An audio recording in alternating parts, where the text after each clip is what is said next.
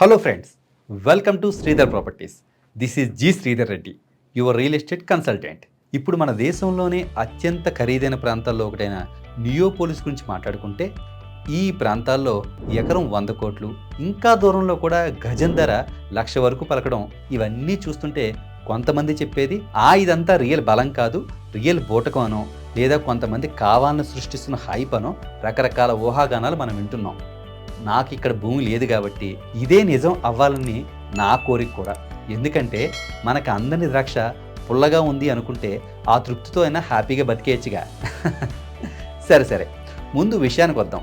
సామాన్య ఇన్వెస్టర్ ఇలా వినపడే వార్తలతో అనేక రకాల కన్ఫ్యూజన్స్ గురవుతూ అసలు రియల్ ఎస్టేట్లో ఇప్పుడు పెట్టుబడి పెట్టొచ్చా, కొన్ని రోజులు ఆగాల అనే అనుమానంతో ఆగిపోతున్నారు. అలాంటి వారి కోసం ఈ వీడియో. అసలు రాబోయే రోజుల్లో రియల్ ఎస్టేట్ ఎలా ఉండబోతుంది, మనం పెట్టే ఇన్వెస్ట్మెంట్స్ ఎంతవరకు సేఫ్, ఇలాంటి విషయాలు ఈరోజు వీడియోలో డిస్కస్ చేద్దాం.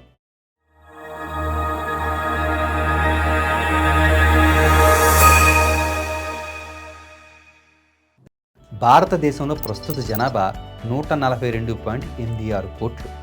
2047 నాటికి, అంటే మనకి స్వతంత్రం వచ్చి 100 సంవత్సరాలు పూర్తయ్యే నాటికి 170 కోట్ల జనాభా ఉండబోతుందని అంచనా. ఇందులో 51% పట్టణ ప్రాంతాల్లోనే ఉండబోతున్నారు.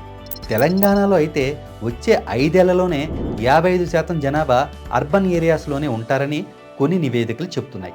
నైట్ ఫ్రాంక్ ఇండియా, నెరడ్కో వంటి సంస్థలు అందించిన నివేదికల ఆధారంగా చూస్తే రాబోయే రోజుల్లో ఇండియాలో ఇంకా 23 కోట్ల ఇల్లు కావాలి. ఇందులో విలాసవంతమైన ఇళ్ల వాటా క్రమేణా పెరగనుంది.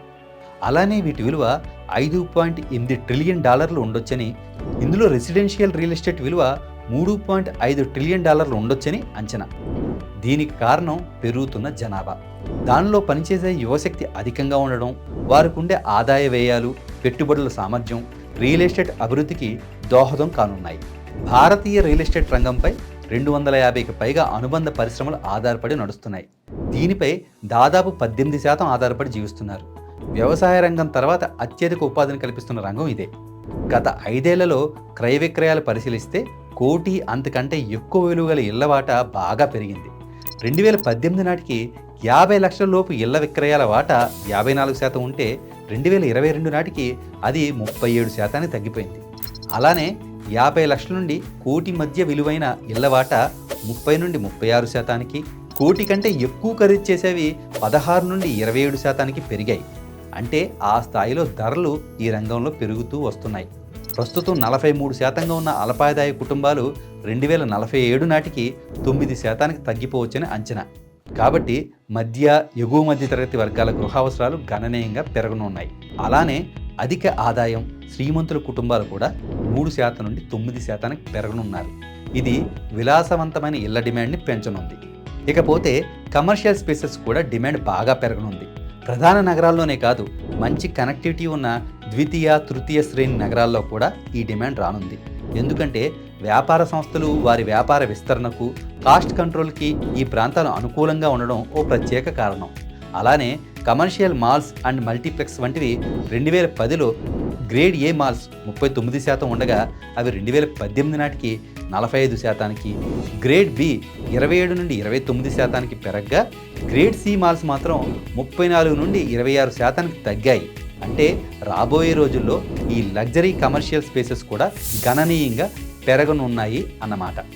వచ్చే 25 సంవత్సరాల్లో మనకున్న యువశక్తి, వారి సంపాదన వ్యయాలు భారత ఆర్థిక వ్యవస్థకు మరియు రియల్ ఎస్టేట్ రంగ అభివృద్ధికి ఎంతో సహకారాన్ని అందిస్తాయనడంలో ఎలాంటి సందేహం లేదు. సుస్థిరమైన రియల్ ఎస్టేట్ పెట్టుబడులపై మీరు దృష్టి సారిస్తే రాబోయే రోజుల్లో మంచి ఎప్రిషియేషన్స్ అందిపుచ్చుకోవడం అనేది ఖచ్చితంగా జరిగి తీరుతుంది. సో ఫ్రెండ్స్, అనవసరమైన అనుమానాలతో, అవసరం లేని సమాచారాలతో మీ విలువైన సమయాన్ని వృధా చేయకుండా మీ కష్టార్జితాన్ని భూమిపై పెట్టుబడి పెట్టండి. ఖచ్చితమైన రిటర్న్స్ పొందండి. ఎందుకంటే ఈ భూమికి మించిన పెట్టుబడి మరొకటి లేదు.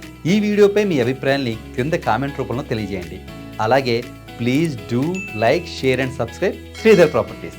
Signing off, G Sridhar Reddy.